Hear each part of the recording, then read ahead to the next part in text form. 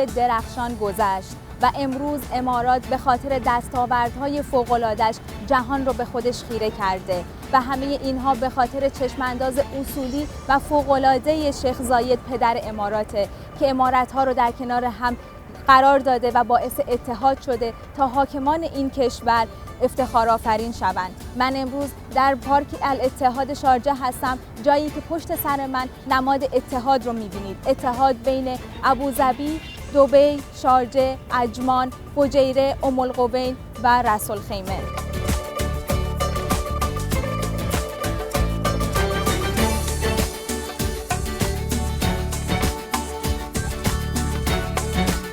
و سرانجام رسیدیم به یکی از دستاوردهای جدید و بزرگ کشور امارات، بله اکسپو 2020.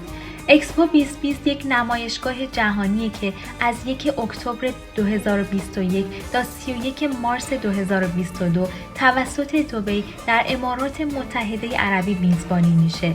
در ابتدا برای 20 اکتبر 2020 تا 10 آوریل 2021 برنامه ریزی شده بود که به دلیل همه‌گیری کووید 19 به تعویق افتاد.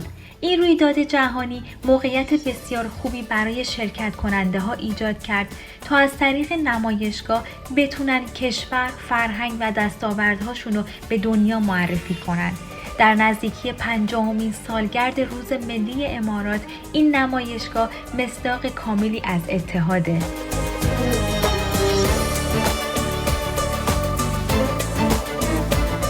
پنجاه سال درخشان همراه با دستاوردهای فراوان که ما با انگشت هامون نمیتونیم این دستاوردها رو بشماریم، اما نمیتونیم روی خیلی از اونها هم چشم ببندیم، مثل برج خلیفه، بلندترین ساختمان جهان، یک شگفتی زنده، یک اثر هنری خیره کننده، یک شاهکار مهندسی بی‌نظیر. برج خلیفه در مفهوم و اجرا همتا نداره. بیش از بلندترین ساختمان جهان، برج خلیفه یک نمونه بی‌سابقه از همکاری بین‌المللی، یک چراغ نمادین پیشرفت و نمادی از خاورمیانه جدید، پویا و مرفهه. پدید آوردن برج خلیفه مستلزم ترکیبی از آرمان‌های رویایی و علم استوار بود. در این فرایند یک پروژه تعداد شگفت‌انگیزی از حقایق، ارقام و آمار را جمع‌آوری کرد، مثل شناخته شدن به عنوان بلندترین ساختمان جهان، بلندترین سازه مستقل جهان و داشتن بلندترین آسانسور خدماتی در جهان.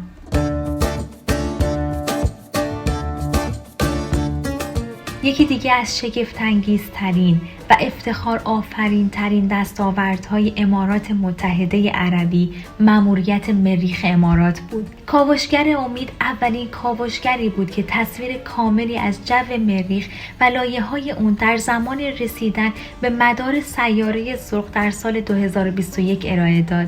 این کاوشگر به پاسخگویی به سوالات کلیدی در مورد جو جهانی مریخ و از دست دادن اون کمک میکنه. کاوشگر امید سفر خودش رو به مریخ از جزیره‌ای در ژاپن در 20 ژانویه 2020 در ساعت 1:58 بامداد به وقت امارات متحده عربی آغاز کرد. این مأموریت یک پنجره پرتاب 30 روزه بین 14 جولای و 12 آگوست 2020 داشت. قطعاً همه ما در شارجه شاهد روند رو به جلو و پیشرفت بخش آموزش بودیم. عالی جناب شیخ دکتر سلطان بن محمد القاسمی همیشه در تلاش هستند تا روند آموزش در شارجه نه تنها از نظر شکل بلکه از نظر محتوا نیز بهبود پیدا کنند. از این رو ما شاهد مؤسسات آموزشی و دانشگاه‌های متعددی در شارجه ایم که یکی از این مؤسسات عالی دانشگاه شارجه است که در سال 1997 تأسیس شد. دانشگاه شارجه که محیط آموزشی با بیش از 18229 دانشجوه. این دانشگاه برنامه‌های آموزشی و پژوهش جامع در رشته‌های متعددی از شریعت و حقوق گرفته تا علوم بهداشتی، هنرهای زیبا و مهندسی رو ارائه میده. این دانشگاه یک مؤسسه دانشگاهی جامع با سبک یادگیری متمایز و بینشی جهانیه و تمامی برنامه‌های این دانشگاه توسط وزارت آموزش عالی و تحقیقات علمی امارات متحده عربی تایید شده و در برخی از برنامه‌ها از جمله مهندسی و ارتباطات اعتبار بین‌المللی به دست آورده.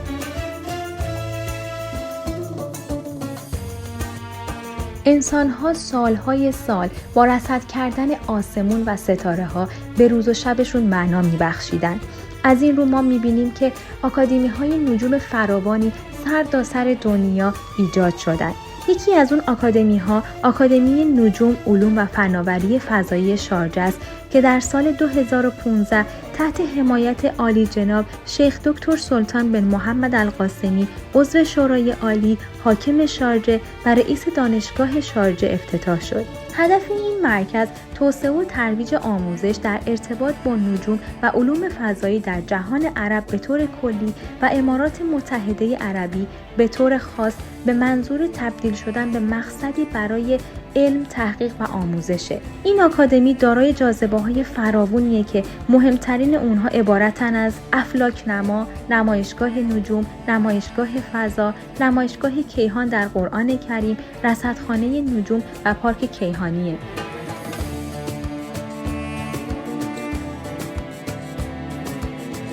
وقتی که به این فکر میکنید در شارجه چه کار میتونید انجام بدید، بازار مرکزی باید در اولین توقفگاه شما باشه. بازار مرکزی معروف به بازار آبی دارای یک سبک معماری جذابه که توسط یک معمار برجسته بریتانیایی طراحی و در سال 1978 ساخته شده. این بازار دارای دو ساختمون بزرگه که با یک پل به همدیگه متصل شده و ساختمونی به این زیبایی رو تشکیل داده.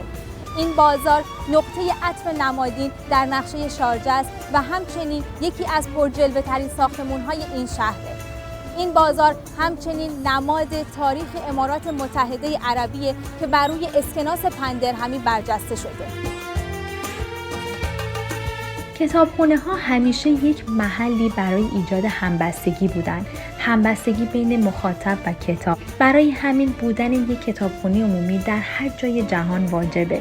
تاریخچه کتابخانه عمومی شارجه به سال 1925 میلادی برمیگرده که توسط شیخ سلطان بن صقر القاسمی حاکم وقت شارجه در قصر خودش تأسیس شد و کتابخانه القاسمیه نام گرفت. بعد از اون این کتابخانه توسط حاکمان وقت بعد از شیخ سلطان بن صقر القاسمی به ارث میرسید و در نهایت در سال 1998 به شهرک دانشگاهی شارجه منتقل شد. سرانجام در سال 2011 شیخ دکتر سلطان بن محمد القاسمی حاکم شارجه ساختمان جدید کتابخانه را در میدان کاخ فرهنگ افتتاح کردند که امروزه به نام کتابخانه عمومی شارجه شناخته میشه.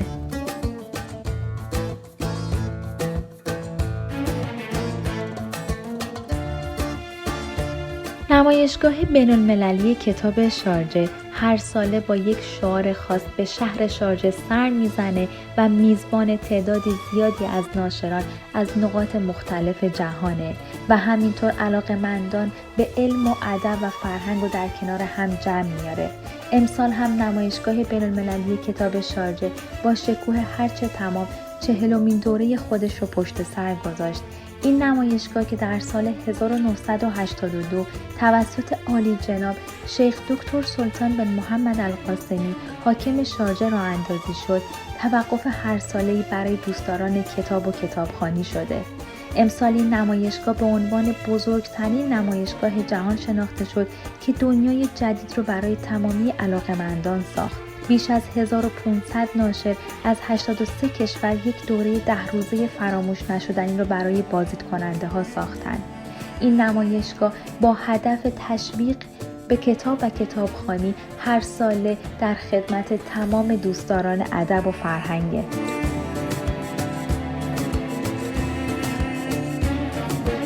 به موزه هنر شارجه خوش اومدین. این موزه در سال 2006 توسط عالی جناب شیخ دکتر سلطان بن محمد القاسمی افتتاح شد. این موزه یک چراغ فرهنگیه که هویت شارجه رو در سطح محلی و بین المللی تقویت و به پرورش یک جامعه آگاه از اهمیت موزه به عنوان یک مقصد فرهنگی، آموزشی و لذت بخش کمک میکنه. عالی جناب شیخ دکتر سلطان بن محمد القاسمی در خصوص موزه ها می‌فرمایند موزه ها برای آموزش فرزندان و نسل‌های آینده ساخته شدند. از این رو ما شاهد موزه های فراوان و زیبایی در سطح شارجه هستیم. این موزه جهانی از زیبایی، هنر و خلاقیت رو به معرض نمایش گذاشته که شامل مجموعه‌های دائمی و نقاشی‌های هنرمندان مشهوره. در این موزه میتونید تاریخ منطقه‌ای رو از طریق شاهکارهای جذاب نقاشان محلی و هنرمندان عرب که نشان مهمی در دنیای هنر از خود به جا گذاشتن رو کشف کنید. موزه هنر شارجه یک موزه 3 طبقه‌ایه که شامل بیش از 500 اثر هنریه.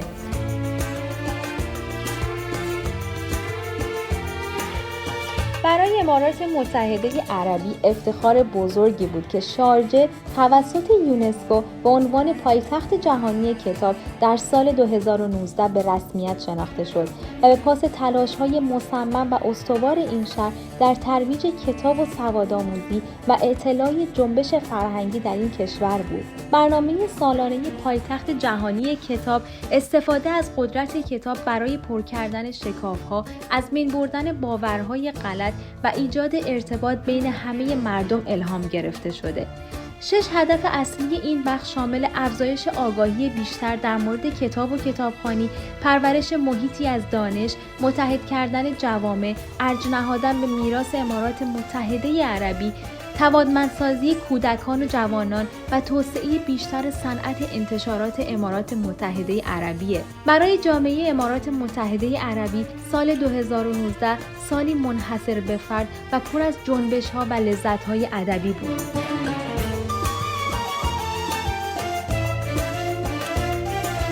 دولت شارجه اهمیت بسیار زیادی برای بخش‌های درمان و بهداشت قائله و تلاش‌های بسیاری در بهبود بخشیدن این مراکز داره. یکی از مراکز تخصصی درمان بیمارستان دانشگاه شارجه است که توسط شیخ سلطان بن محمد القاسمی حاکم شارجه در سال 2011 افتتاح شد. این بیمارستان که در مرکز دانشکده پزشکی دانشگاه شارجه واقع شده، یکی از بیمارستان‌های خصوصی پیشرو در منطقه است که خدمات بهداشتی در سطح جهانی رو ارائه میده. این بیمارستان تمامی بخش‌های تخصصی و فوق تخصصی پزشکی و جراحی رو در بر میگیره. ما در این بیمارستان مراکز مختلفی داریم که در تلاشن بهترین توصیه‌ها، درمان و مراقبت‌های پزشکی رو به بیماران ارائه بدن که قابل مقایسه با مراکز درمانی معروف و متعهد در شارجه است.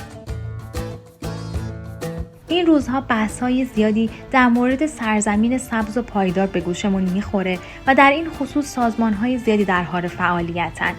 بیا یک سازمان پیشرو در پایداری منطقه است که در صنایع مختلف برای ایجاد نوآوری‌های زیست محیطی پیشگامانه فعالیت میکنه و راه‌حل‌های هوشمندانه برای آینده ارائه میده. این سازمان که در سال 2007 تأسیس شد، سفر خودش رو به عنوان یک شرکت دولتی و خصوصی مستقر در شارجه آغاز کرد. زمانی که خاورمیانه تازه شروع به پذیرفتن مفهوم پایداری کرده بود، بیا مرزهای این میدان رو جابجا کرد و مسیری رو برای توسعه اون در منطقه آغاز کرد. این سازمان با شناخت پایداری و فناوری به عنوان ستونهای یک اقتصاد مدرن روی یک استراتژی جامع و دایره کامل برای آینده سرمایه گذاری کرد و در زمینه‌های انرژی‌های تجدیدپذیر، تحرک سبز، حمل و نقل، آموزش و فناوری گسترش یافت. بیا که هر روز از مرزهای صنعتی جدید عبور میکنه، الهام بخش تغییرات مثبته که امکان رشد سریع اقتصادی رو فراهم میکنه و موقعیت امارات متحده عربی رو به عنوان یک مدل جهانی برای توسعه پایداری و نوآوری‌های دیجیتال تثبیت میکنه. در سال 1998 شارجه توسط یونسکو به عنوان پایتخت فرهنگی جهان عرب نامگذاری شده، افتخاری که شایسته اونه.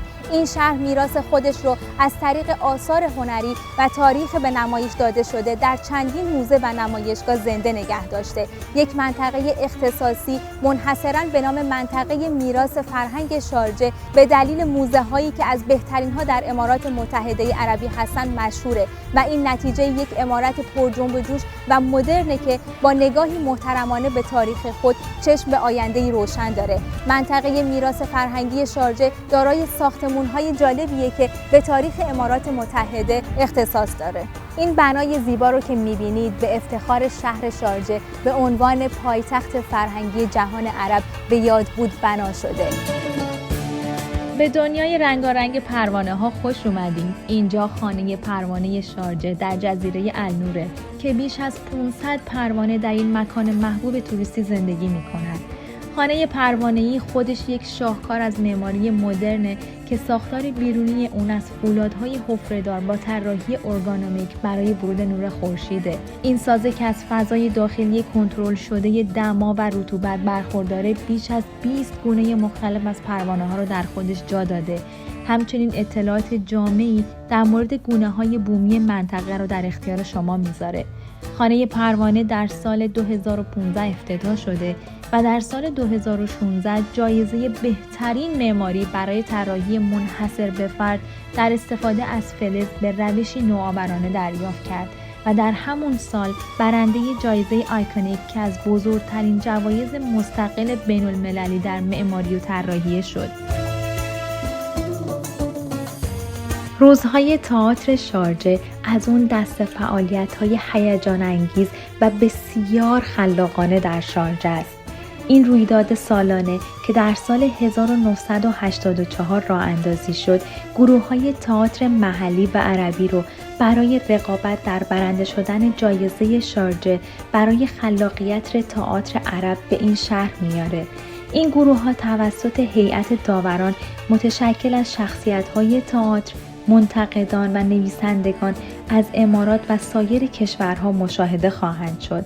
در این رویداد از کارشناسان تئاتر کشورهای عربی و بین‌المللی برای حضور در نمایش‌ها و شرکت در سمینارها، کنفرانس‌ها و بحث‌های آزاد علمی و فرهنگی استقبال می‌کنه. شارجه علاوه بر این که پایتخت فرهنگی امارات متحده عربی شناخته میشه، اهمیت بسیار زیادی به معنویات میده. اهمیت بر معنویات در شارجه رو میتونید در عظمت مسجدهای زیبای این شهر ببینید، مثل مسجد ملک فیصل که یک مکان عرفانی و آرام برای نمازگزارانه که با معماری بی‌نظیرش در شهر شارجه قرار داره. این مسجد در سال 1987 توسط فرزندان پادشاه عربستان سعودی به منظور حفظ میراث پدر ساخته شد و تا قبل از مسجد شارجه بزرگترین مسجد شارجه شناخته میشد.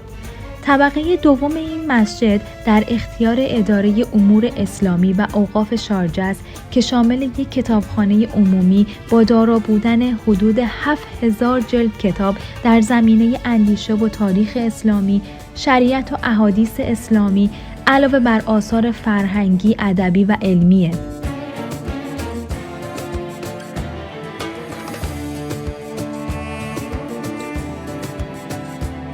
حتما شما هم برای دسترسی به اخبار روز جهان و منطقه‌ای رادیو و تلویزیون رو روشن می‌کنید.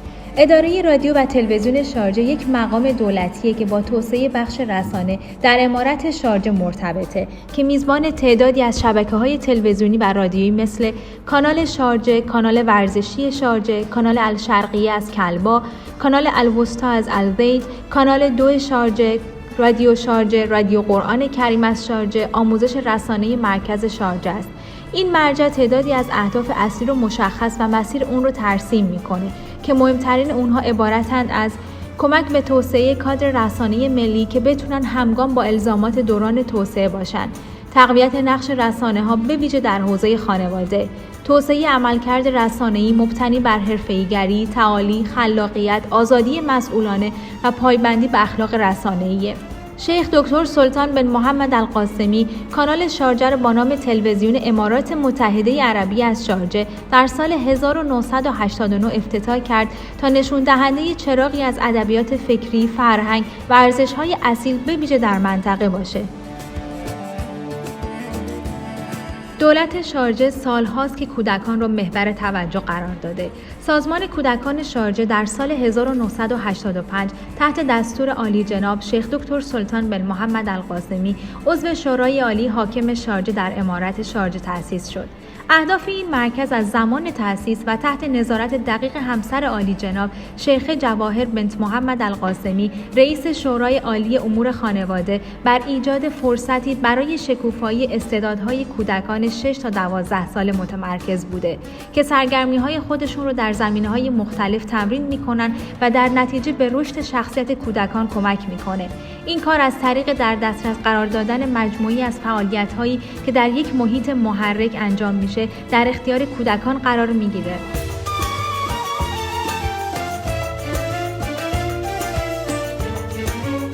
اگر شما هم عاشق هنر و بازدید از بناهای خارق‌العاده با معماری‌های منحصر به فرد هستین، پس مسجد شارجه رو باید توی لیستتون قرار بدین.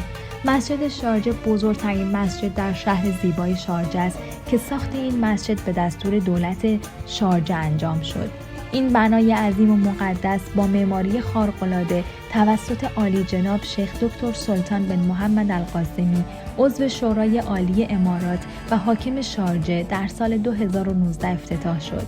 این بنای عظیم و خیره کننده گنجایش 25,000 نمازگزار با ظرفیت داخلی بیش از 5,000 نمازگزار رو داره.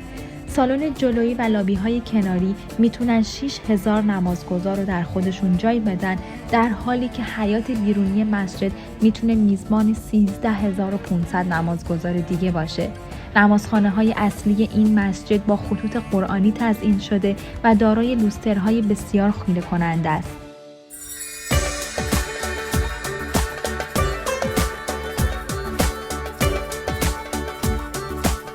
قطعاً یکی از بهترین خبرها برای گردشگران محلی در سال 2018 کاهش زمان سفر 90 دقیقه‌ای به 45 دقیقه از شارجه به خرفکان بود.